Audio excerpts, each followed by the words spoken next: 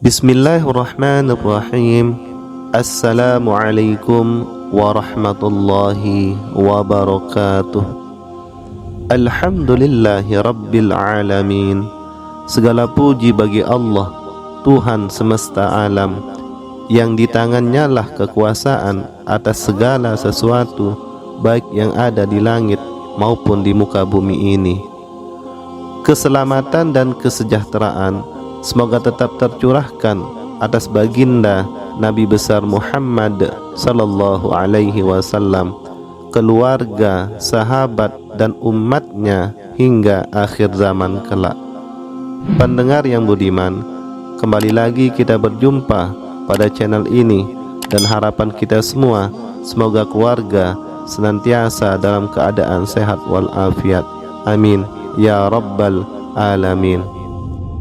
Pendengar yang budiman, kita kerap sekali mendapati orang-orang yang menyuarakan kata-kata bid'ah dan menyesatkan saudaranya yang tidak sepaham dengannya.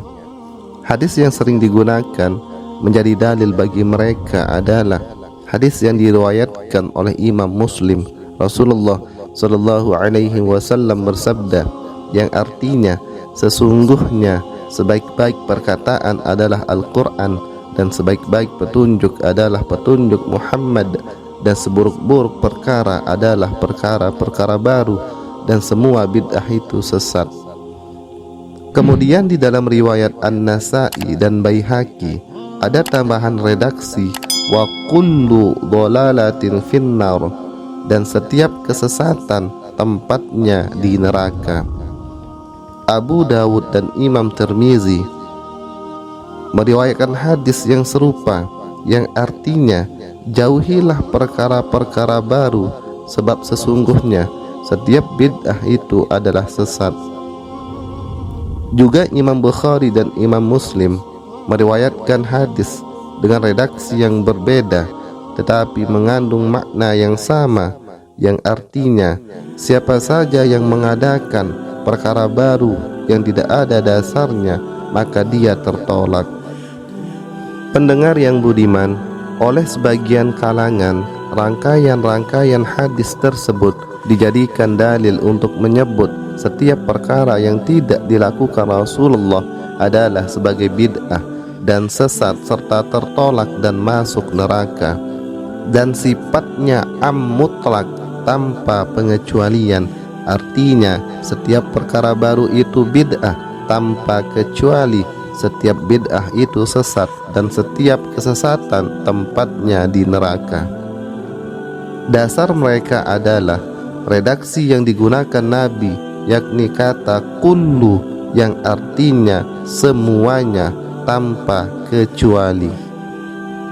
Hal-hal yang bersifat agama dan ritual yang dilakukan tanpa contoh dari Nabi berarti bid'ah, seperti halnya maulidan, tahlilan, membaca barzanji, majelis sholawatan, haul dan lain-lain adalah mungkar karena termasuk perkara baru tanpa ada perintah syar'i. Benarkah demikian? Mari kita coba tinjau dari beberapa aspek. Pertama, secara etimologis, kata kullu atau semua memiliki dua makna, yakni mutlak dan makhsus.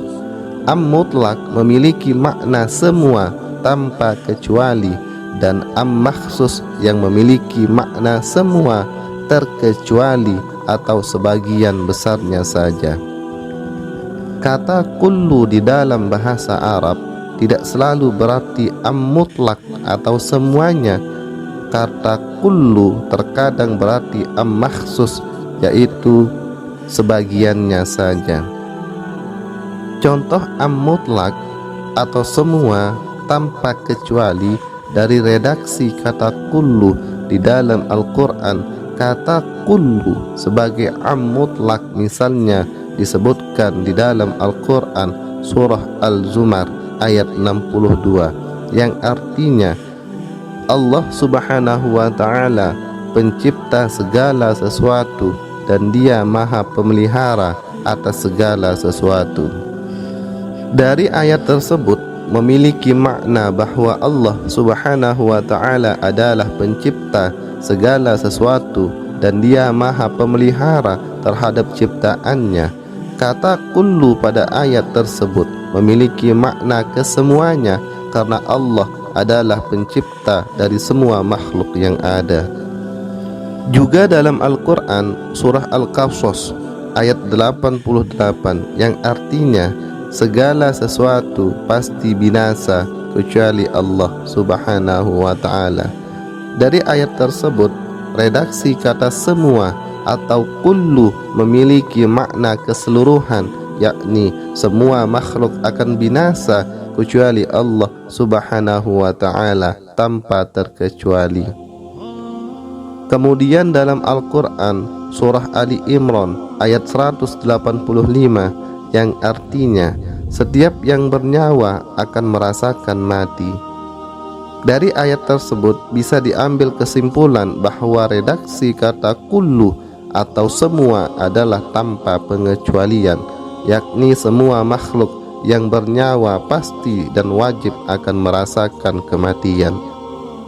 Pendengar yang budiman, sebaliknya contoh makhsus, yakni kata semua atau terkecuali atau sebagiannya dari redaksi kata kullu.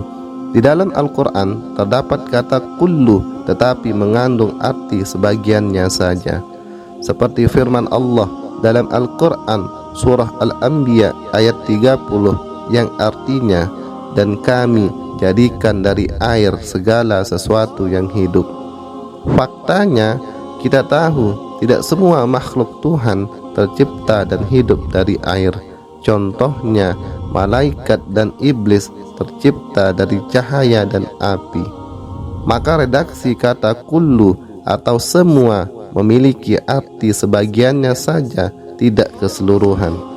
Kemudian pada ayat yang lain Allah Subhanahu wa ta'ala berfirman dalam surah An-Naml ayat 23 yang artinya sungguh kudapati seorang perempuan yang merajai mereka, dianugerahi segala sesuatu dan baginya singgasana yang agung. Ayat di atas menjelaskan tentang kerajaan Ratu Balqis dan faktanya Ratu Balqis tidak dianugerahi kekuasaan terhadap kerajaan Sulaiman. Jadi redaksi kata kullu atau semua memiliki arti sebagiannya saja. Adapun kemudian bisa ditarik kesimpulan bahwa redaksi kata kullu tidak selalu berarti semua tanpa kecuali atau mutlak, tetapi juga berarti sebagiannya saja atau maksus. Pendengar yang budiman, bahwa yang perlu kita ingat adalah salah satu uslub atau gaya bahasa Al-Quran adalah menyebut keseluruhan tetapi yang dimaksud sebagian, sebagaimana yang Allah firmankan dalam surah Al-Baqarah ayat 222 yang artinya mereka bertanya kepadamu tentang haid, katakanlah haid itu sesuatu yang kotor, maka jauhilah wanita atau istrimu pada saat haid. Jelas maksud ayat ini bukanlah larangan total menjauhi istri ketika menstruasi, hanya sebagian kecilnya saja, yaitu kemaluan. Inilah kemudian yang dicontohkan Rasulullah Sallallahu Alaihi Wasallam dalam hadis sahih. Rasulullah menyatakan, kumpulilah istri-istri kalian di rumah, lakukan semuanya kecuali berhubungan. Hadis riwayat Imam Muslim, Imam Ahmad dan Abu Dawud. Redaksi kata kullu pada hadis tersebut adalah hanya sebagiannya saja, yakni berhubungan badan, sedangkan yang lain masih boleh dan tanpa harus menjauhi istri. Adapun uslub atau gaya bahasa lain juga dari Al-Quran adalah menyebut sebagian padahal yang dimaksud adalah keseluruhan, sebagaimana yang difirmankan dalam surah Al-Baqarah ayat 144 yang artinya maka hadapkanlah wajahmu ke sisinya Masjidil Haram. Dari ayat tersebut yang disebut hanya wajah, padahal maksudnya adalah seluruh anggota badan yang ada. Kita coba kembali kepada teks hadis awal dengan redaksi kata kullu atau semua yang menjadi dalil dari kalangan orang-orang yang sering membid'ahkan orang lain dan mengatakan orang lain sesat dan harus berada di neraka. Kullu bid'atin dhalalah wa kullu dhalalatin finnar. Pertama, berarti tidak semua bid'ah itu sesat, hanya yang sesat yang masuk neraka. Inilah mafhum yang dinyatakan Imam Nawawi bahwa kullu dalam hadis kullu bid'atin dhalalah bukanlah am mutlak, semua tanpa kecuali, tetapi yang dimaksud adalah am makhsus, semua terkecuali atau sebagiannya saja. Yang kedua, secara substansial, apakah semua perkara atau semua hal yang tidak dilakukan Rasulullah atau tidak ada pada zamannya dihukumi bid'ah? Tentu secara logika pasti tidak mungkin dan tidak masuk akal. Apa alasannya? Rasulullah Shallallahu Alaihi Wasallam hidup dalam ruang dan waktu yang berbeda serta budaya yang juga berbeda dengan kita sekarang. Jika semua tidak dilakukan Rasulullah disebut bid'ah, maka sebagian besar aktivitas manusia modern saat ini adalah bid'ah. Contohnya seperti dakwah melalui TV, radio, internet, aplikasi ponsel, alat pengeras suara imam sholat, semua adalah bid'ah. Lantas kemudian dihukumi sesat dan mereka harus di neraka. Maka cobalah kembali membuka hati dan jiwa kita agar mau belajar lebih dalam lagi mengenai hal-hal tersebut. Menurut Ibnu Hajar Al-Asqalani, bid'ah dalam perkara agama berupa pokok-pokok hukum syara, yakni mencakup perintah dan larangan. Apakah pokok-pokok agama tersebut yang kemudian tidak boleh ditambah atau dibuat-buat? Perkara pokok agama atau usuluddin mencakup usulul aqidah dan usulul syarah. Usulul aqidah adalah berkaitan dengan rukun iman, dan usulul syariah adalah yang berkaitan dengan rukun Islam. Rukun iman berdasarkan ijma' ulama dari hadis Nabi ada 6, yaitu iman kepada Allah, iman kepada para malaikat, iman kepada kitab-kitab yang diturunkan, percaya kepada para rasul, iman kepada hari kiamat, dan iman kepada qada dan qadar Allah. Sementara rukun Islam ada 5, yaitu syahadat, salat, puasa, zakat, haji bagi yang mampu. Menambah atau mengurangi termasuk improvisasi dalam perkara pokok ini berarti bid'ah. Mengimani, mematuhi dan melaksanakan perkara pokok agama pada prinsipnya bersifat ta'abudi, yakni tidak perlu bertanya kenapa sholat zuhur 4 rakaat, sholat subuh 2 rakaat dan yang lainnya. Ikuti saja tanpa banyak bertanya, tidak usah menambah 2 syahadat dengan embel-embel lainnya. Tidak perlu ngeyel kenapa haji harus di kota Mekkah. Tidak perlu kritis kenapa puasa mulai fajar sampai maghrib, bukan malah sebaliknya. Improvisasi dalam perkara usul terlarang karena sifatnya ibadah mahdhah. Menyelisihi usul, baik usul aqidah maupun usul syariah, akan berdampak langsung terhadap status keimanan dan keislaman seseorang. Mengingkari keberadaan malaikat, rasul dan kitab-kitab akan menentukan utuh atau tanggalnya iman seseorang. Mengingkari kewajiban sholat, puasa, zakat dan haji akan menentukan utuh atau tanggalnya Islam seseorang. Pendengar yang budiman, sedangkan dalam perkara furu' inilah lahir mazhab fikih ribuan, tetapi kemudian terseleksi oleh zaman ke dalam 4 mazhab besar, yaitu Maliki, Hanafi, Syafi'i dan Hambali. Jika dalam ibadah mahdhah yang bersifat ta'abudi tidak boleh ada improvisasi, sedangkan dalam ibadah mutalaqah justru terbuka terhadap inovasi. Tidak ada bid'ah dalam pengertian kullu bid'atin dhalalah dalam ibadah mutalaqah. Ibadah mutalaqah adalah seluruh amal manusia yang dinilai ibadah karena niat dan illatnya. Kesalahan pokok kaum tekstualis adalah ketidakmampuan membedakan usul dan furu'. Ibadah mahdhah dan ibadah mutalaqah semua dianggap ibadah mahdhah. Karena itu harus ada dalil dan petunjuknya persis dari Rasulullah, seperti halnya mereka menolak maulidan, tahlilan, yasinan, haul, solawatan dan seterusnya persis karena tidak dicontohkan Rasulullah sallallahu alaihi wasallam.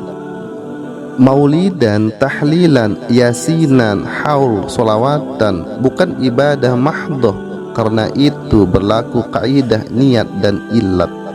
Jika niatnya jelek dan menimbulkan mudarat, nilai ibadahnya bisa berkurang atau hilang sama sekali. Tetapi jika niatnya bagus dan menimbulkan maslahat baik secara personal dan sosial, hukumnya sunnah dan bernilai ibadah tinggi. Menggunakan jubah dan sorban jika niatnya mengikuti Rasulullah bisa bernilai ibadah. Jika murni karena budaya, hukumnya mubah. Tetapi jika niatnya pamer kesolehan dan dampaknya ujub personal, hukumnya haram karena nilai ibadahnya hilang sama sekali. Jika ada orang bertanya mana dalil yang memerintahkan maulidan, tidak usah sibuk buka kitab mencari justifikasi dalil. Tanyakan balik kepada mereka mana dalil yang melarangnya. Jika ada orang yang bertanya mana dalil yang memerintahkan tahlilan, tidak usah sibuk buka kitab mencari referensi. Tanyakan balik kepada mereka mana dalil yang melarangnya. Secara historis, Islam justru berdiri di atas bid'ah. Jika semua yang tidak dicontohkan Rasulullah disebut bid'ah, kita generasi akhir zaman ini tidak akan bisa mengenal Islam dari sumber terpercaya. Sumber Islam paling pokok adalah Al-Quran dan Sunnah, baru kemudian ijtihad ulama melalui ijma' dan kiasnya. Kita bisa mengenal Al-Quran dan hadis karena bid'ah yang tidak pernah dicontohkan oleh Rasulullah sallallahu alaihi wasallam. Al-Quran di zaman Rasulullah dan sahabat tersimpan terutama di dada para penghafal Al-Quran. Belum ada mushaf utuh pada saat itu. Catatan Al-Quran terberai di tangan para sahabat, ditulis di daun lontar, tulang dan batu. Al-Quran di zaman Khalifah Abu Bakar. Seusai perang Yamamah, banyak sahabat penghafal Al-Quran yang gugur. Kepada Khalifah Abu Bakar, sahabat Umar usul agar dihimpun mushaf untuk menjaga otentisitas Al-Quran. Abu Bakar menolak dan berkata, bagaimana kita melakukan sesuatu yang tidak dilakukan oleh Rasulullah sallallahu alaihi wasallam? Umar lalu berkata, demi Allah, ini adalah sesuatu kebaikan. Akhirnya, setelah terus diyakinkan Umar, dada Abu Bakar terbuka menyetujui usulan Umar dan memerintahkan Zaid ibn Thabit memimpin tim penghimpun Al-Quran. Seandainya kita ikuti kelompok literalis tekstual menganggap semua hal yang tidak dilakukan Rasulullah sebagai bid'ah, mungkin detik ini kita tidak bisa membaca Al-Quran. Kemudian Al-Quran di zaman Khalifah Uthman. Di zaman Uthman, kodifikasi mushaf digalakkan besar-besaran, dibagikan secara masif keluar tanah Hijaz. Mushaf telah dihimpun di zaman Abu Bakar, dicetak masif dan dibagikan di zaman Uthman. Orang selain Arab seperti kita tetap tidak bisa baca Al-Quran tanpa bantuan bid'ah para ulama. Jangan bayangkan mushaf zaman dulu seperti sekarang. Dulu huruf Arab gundul, betul-betul gundul tanpa titik dan harokat. Kita bisa membedakan mana huruf ta, mana huruf ba dan mana huruf tha karena hanya berupa cengkok tanpa titik. Huruf shod dan dot juga tidak ada bedanya. Siapakah orang pertama peletak titik ke dalam huruf Arab? Orang yang pertama kali meletakkan titik ke dalam huruf Arab adalah Abu Aswad Ad-Duali tahun 62 Hijriah. Beliau adalah generasi tabi'in. Kemudian siapakah orang pertama memberi harokat ke dalam huruf Arab seabad kemudian? Yakni Iman Khalil Ibnu Ahmad Al-Farahidi yang wafat pada tahun 185 Hijriah, melengkapi dengan harokat, fathah, kasroh, dhammah, sukun, tanwin dan seterusnya. Tentu tanpa bantuan bid'ah dua ulama ini, orang awam seperti kita tidak akan bisa membaca Al-Quran. Siapakah orang pertama penemu ilmu tajwid? Kita juga berhutang kepada Abu Ubaid Qasim Ibnu Salam, wafat tahun 224 Hijriah, yang menemukan ilmu tajwid sehingga untaian ayat Al-Quran indah dibaca dan didengar. Sekali lagi, tanpa bid'ah sahabat dan ulama, kita tidak bisa mengenal Al-Quran dan membacanya dengan baik dan benar. Jadi satu sisi mereka, kaum tekstualis, menentang bid'ah habis-habisan dan menyatakan semua bid'ah adalah sesat. Tetapi di sisi yang lain, mereka kaum tekstualis menyeru kembali kepada sumber Islam, Al-Quran dan hadis yang hanya bisa dikenali berkat bid'ah sahabat dan para ulama. Fakta ini mematahkan argumentasi mereka bahwa semua bid'ah adalah sesat dan semua kesesatan itu hendak berada di neraka. Para ulama telah mengajari kita untuk membuat klasifikasi. Izzuddin Ibnu Abdus Salam sebagaimana dikutip Ibnu Hajar Al-Asqalani membagi bid'ah ke dalam 5 kategori, yaitu pertama wajib, sunnah, mubah, makruh dan haram. Bid'ah wajib seperti menciptakan ilmu bantu untuk memahami Al-Quran, mencangkup ilmu nahu, usul fikih, ilmu tajwid dan seterusnya. Bid'ah sunnah yaitu kebaikan yang tidak ada di zaman Rasulullah sallallahu alaihi wasallam seperti tarawih berjamaah, membangun sekolah dan pondok pesantren serta forum-forum kajian lainnya. Kemudian bid'ah mubah seperti salaman selepas sholat dan makan minuman yang lezat, mengenakan baju yang indah dan memiliki rumah yang bagus. Kemudian bid'ah yang haram adalah perkara baru yang jelas menentang Al-Quran dan Sunnah serta membuat tandingannya, padahal tidak ada sumber yang sangat mulia dari dua sumber tersebut, yakni Al-Quran dan hadis. Walhasil, mari kita galakkan bid'ah yang wajib dan sunnah. Mari kita sibukkan dunia dengan bid'ah mahmudah, bid'ah hasanah untuk syiar Islam, kemaslahatan kaum muslimin dan rahmatan lil alamin. Amin ya rabbal alamin. Demikian uraian singkat ini, semoga bermanfaat. Kurang dan lebihnya mohon maaf. Wassalamualaikum warahmatullahi wabarakatuh.